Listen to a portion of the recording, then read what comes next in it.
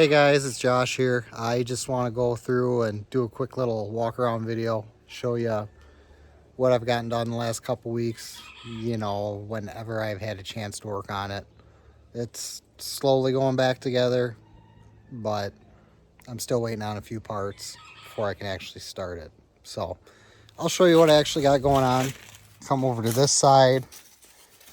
Me waiting on parts is I got the upper radiator hose installed, and then I was going to go ahead and install the bottom one, but it turns out I installed the wrong one.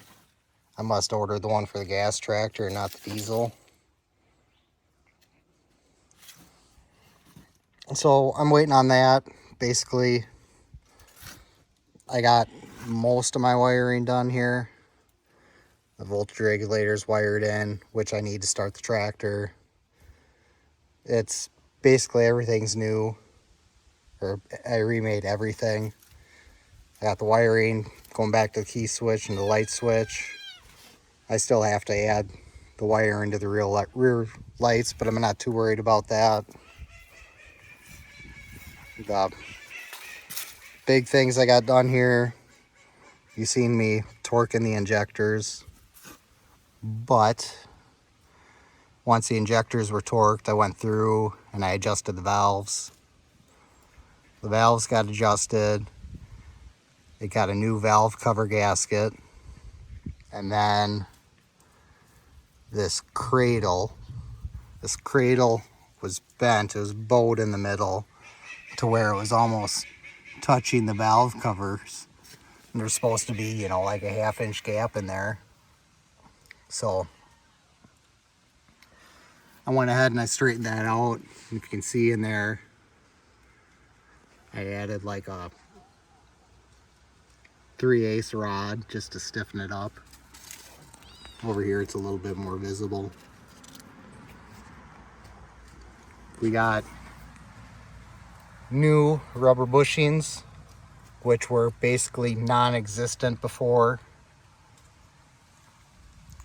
We got the gas tank painted and repaired. I wasn't going to paint it, but you can see up here I got a few JB weld patches where I had like a hairline crack that was just seeping ever so slightly, but enough that you were able to tell that it was leaking. So in order to use JB weld, I had to clean it down to bare metal, and after that I primed it. Well, and then you prime it, I'm 2/3 of the way there, so I just went ahead and painted it the rest of the way. So that turned out okay. Go here, you can see how my fuel lines turned out. Those turned out pretty decent. I was just working off of pictures. You can see how it misses the kill on the injection pump. I still got a wire in the fuel pressure gauge. You come over here, you can see I replaced a couple of these lines. I mean,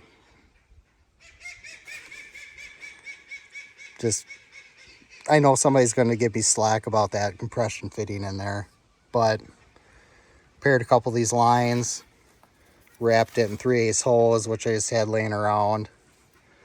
This top line is for the multi-power going to the side here, and this lower one is for the power steering. Come over to the front and see my new line I made in there. Clean some of these leaves out too.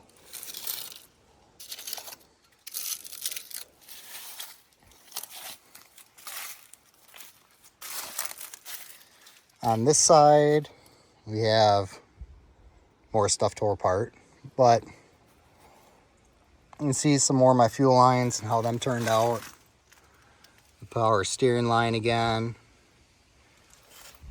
I had to go through and reroute the electrical and the speedometer cable because them were running out the side here. And I didn't really like that, the way they had them. They were tight and you couldn't get this cover back on. So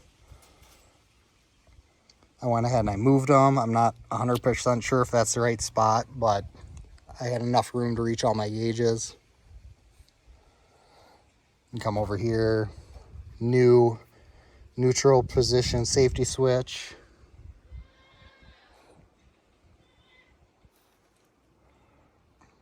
And then I don't actually have this cover, but I think I'm just gonna go ahead and make this from scratch.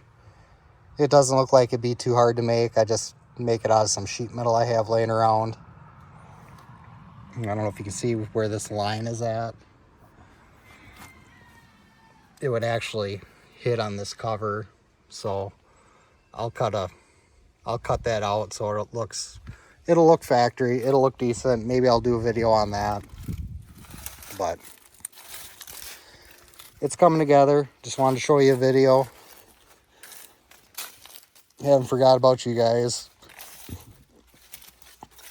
Wiring turned out fairly decent.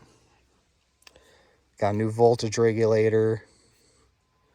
I had an inverter on here. I just got rid of that because I didn't need that. New positive cable. Mine was too short. It worked. And then you come back to here. New light switch. Reusing the key switch. But then you get back to here, and then I'm going to have to redo some of these hydraulic lines because they're not ideal.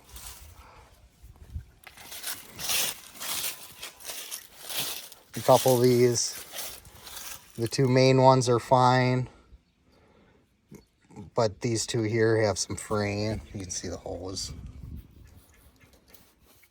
And I'm going to have to go through and change out these outlets because I have the wrong fittings.